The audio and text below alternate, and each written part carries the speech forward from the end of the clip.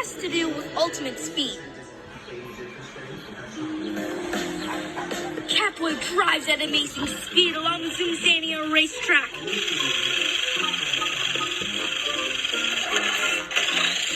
Come on, Connor, you can do it. All part of our training.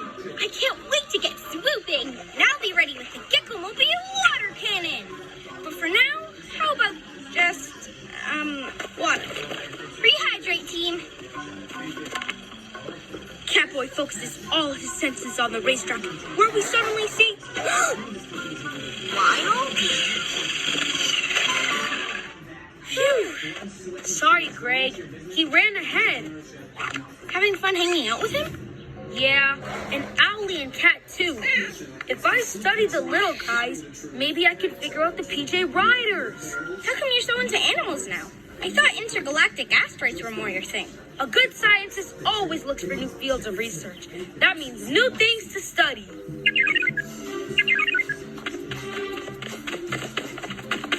It's PJ Robot.